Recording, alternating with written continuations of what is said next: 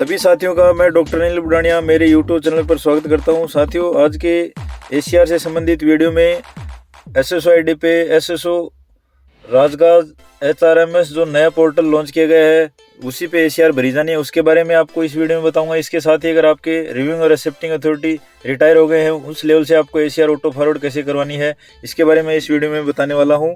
SSO ID पे सबसे पहले लॉगिन करेंगे। एसीआर भरने के लिए अभी तक हम राजगाज पोर्टल पे लॉगिन करते आए हैं। राजगाज पोर्टल हम जैसे ही अब ओपन करेंगे तो वो राजगाज ई फाइल या डाक का मॉड्यूल हो गया है। अब जैसे ही हमने राजगाज पे क्लिक किया तो इस तरीके से 3 जो नोटिफिकेशन है वो हमारे को दिखा रहा है। इसमें ये अभी एक बार सिर्फ शुरू में लॉन्च किया है इसलिए आ रहा है। इसमें ई फाइल डाक है वो राजगाज एसएसओ हो गया है, फिर एसएसओ एचआरएमएस है, उस पर एसीआर लीव स्टोर एनओसी इत्यादि का गया है और राजगाज आईपीआर पर अचल संपत्ति भरने का पोर्टल अलग से दे दिया गया है। अब हम जैसे ही इस पे एचआरएमएस एसएसओ पे क्लिक किया, राजगाज एचआरएमएस पे क्लिक करने के बाद वही एसीआर भरने का जो पोर्टल होता है वो ओपन हो गया होम पेज। इसमें नोटिफिकेशन भी उसी बात का आ रहा है कि एसएसओ राजगाज एचआरएमएस पे आपको क्लिक करना पड़ेगा। एसीआर लीव एनओसी ये सब काम करने के लिए आपको उस पर लॉगिन करने पड़ेगा। और जो राजगाज जो अभी तक आप एसीआर भरते आ रहे थे वो राजगाज ई फाइल का पोर्टल हो गया है। अब हम उसको एसएसओ आईडी के होम पेज पे सर्च करने के लिए क्विक सर्च के ऑप्शन में HRMS human resource management system Rajkaj HRMS जो ही टाइप करेंगे हमारे सामने जो नया एसीआर भरने का पोर्टल दिया गया है वो हमारे सामने क्विक सर्च में आ जाएगा, या उसको डायरेक्ट में जाके भी हम देख सकते हैं। अब राजगाज एचआरएमएस जो ही हमने सर्च किया उस पर क्लिक करेंगे तो हमारे सामने वो एचआरएमएस जो पोर्टल है उसका होम पेज ओपन हो गया है। उसमें एम्प्लॉय कॉर्नर पे जाएंगे, पीआर पे क्लिक करेंगे। साथियों, एसीआर भरने का जो अन्य वीडियो है उसमें मैंने सारी बातें बताई हैं। इसमें कुछ बातें अगर छूट जाती हैं तो डिटेल वीडियो आप वो भी देख सकते हैं। अब एम्प्लॉय कॉर्नर पे जैसे ही हमने क्लिक किया पीआर पे करेंगे, ओटीपी आएगा, ओटीपी एंटर कर देंगे। नई एसीआर भरने से पहले वर्ष 2021-22 की एसीआर है उसका एक बार स्टेटस ज़रूर देखें। स्टेटस मेरा जैसे पीआर कंप्लीटेड दिखा रहा है। अब मैं अगर उस टाइम मैंने इसका प्रिंट नहीं लिया है या मेरे को जो भी इसके अंदर रिमार्क हैं वो मैं देखना चाहता हूँ तो फाइल नंबर पे मैं क्लिक करूँगा।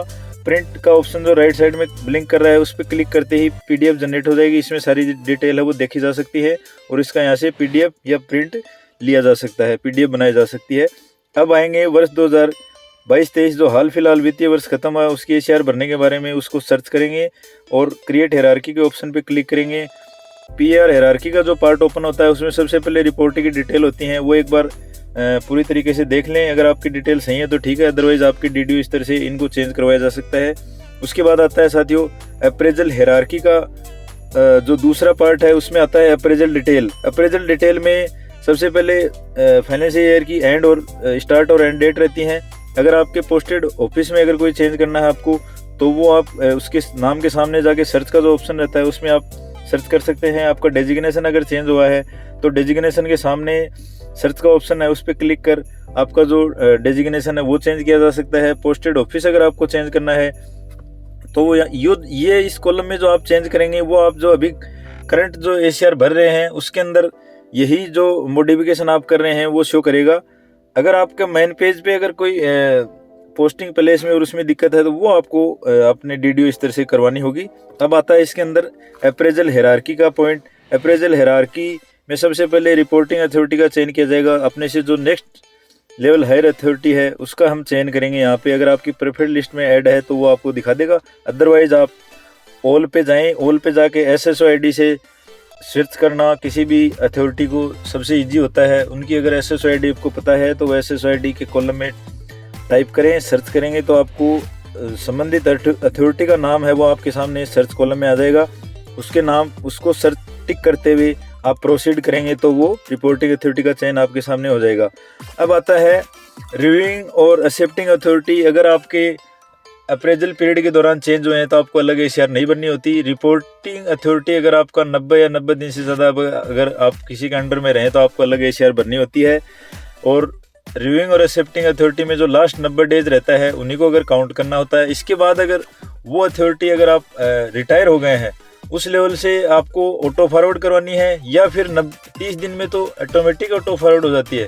अगर आपको डायरेक्ट जैसे रिपोर्टिंग अथॉरिटी ने रिमार्क किया और आपका रिव्यूइंग अथॉरिटी है वो रिटायर हो गया है, तो उसके लिए क्या करना है, वो ऑटोमेटिक रिपोर्टिंग अथॉरिटी के रिमार्क करते ही ऑटो फॉरवर्ड हो जाएगी। उसके लिए आपको करना होगा रिव्यूइंग अथॉरिटी का आप चयन कर लेंगे।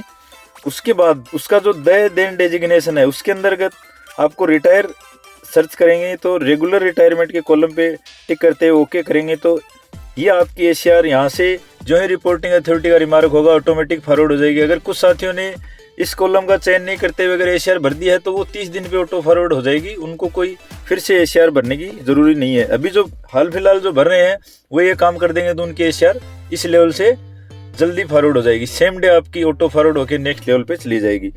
अब हमने रिव्यूइंग अथॉरिटी एक्सेप्टिंग अथॉरिटी का भी चयन कर लिया है। उसके बाद मैप ग्रुप करेंगे, एसीआर हमारी कौन सी टाइप की है, गजेटेड सेलेक्ट करते हुए, जो भी आपकी गजेटेड नॉन गजेटेड है उसको सिलेक्ट करते हुए आप एक बार फिर अच्छे से एक बार अपनी हायरार्की है वो देख ले, अपने सही सभी अथॉरिटी का चयन किया है या नहीं किया है।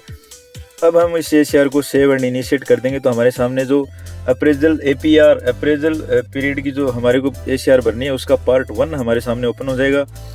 पार्ट 1 भरने से पहले अगर हमें कुछ अपडेट करना है या हमने लॉग आउट कर दिया है उसको दोबारा करने के लिए एम्प्लॉय कॉर्नर पीआर में जाएं और हमारे सामने हायरार्की सेट है वो तो दिखेगी, उसके सामने जो फाइल डिटेल है उसमें अपडेट का ऑप्शन है वो उस पर क्लिक करेंगे, तो इस तरीके से हमारे सामने जो अप्रेजल हायरार्की का पार्ट है वो ओपन हो जाएगा। उसमें अगर कुछ चेंज करना है तो वो चेंज करते हुए अपडेट पे क्लिक करेंगे, तो ये जो फर्स्ट पार्ट है वो ये हमारे सामने अपडेट हो जाएगा। उसके बाद हम आएंगे एसीआर के पार्ट 1 पे। पार्ट 1 भरने के लिए सबसे पहले इसमें आता है period of absence due to leave और ट्रेनिंग।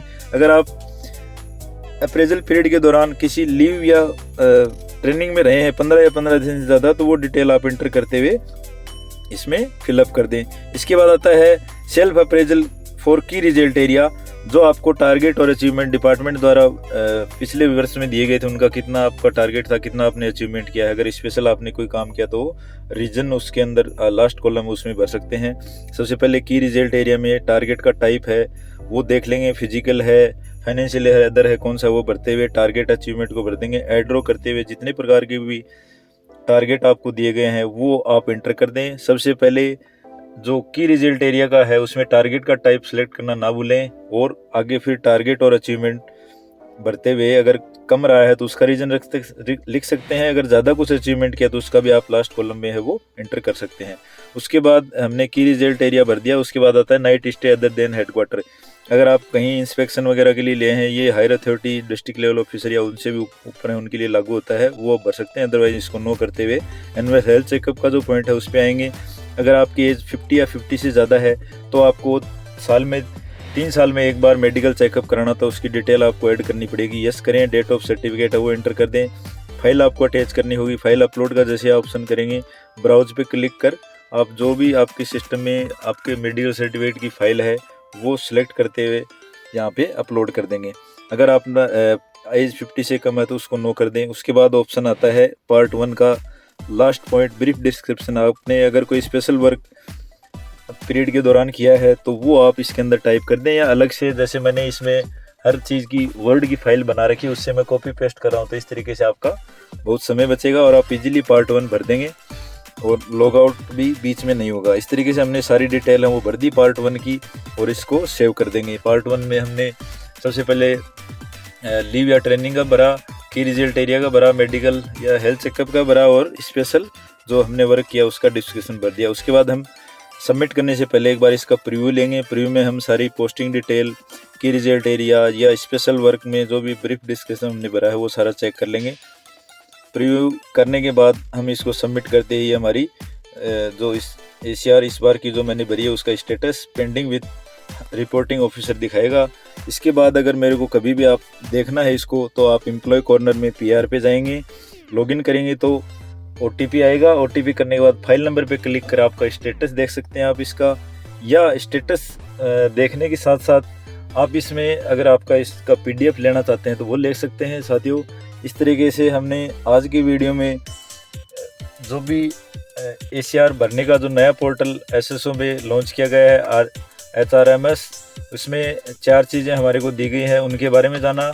इसके साथ साथ हमने अगर हमारा रिव्यूइंग और एक्सेप्टिंग अथॉरिटी रिटायर हो गए हैं उस लेवल से सेम डे आपको ACR ऑटो फॉरवर्ड कैसे करवानी है, उनमें आपको देन डेजिग्नेशन में उनका रिटायर्ड स्टेटस लिखना है, तो आपकी ACR जल्दी ऑटो फॉरवर्ड हो जाएगी। जिन साथियों ने पहले भर दी है और उनके अगर रिव्यूइंग एक्सेप्टिंग अथॉरिटी रिटायर हो गए थे, उनको फिर से भरने की जरूरत नहीं है, वो 30 दिन पर स्वतः ही ऑटो फॉरवर्ड हो जाती है। इस तरीके से साथियों, वीडियो को अंत तक देखने के लिए धन्यवाद। ACR भरने के लिए राजकाज HRMS पोर्टल याद रखें। सभी साथियों को बहुत बहुत धन्यवाद। अगर आप मेरे चैनल पर नए हैं तो चैनल को सब्सक्राइब ज़रूर करें।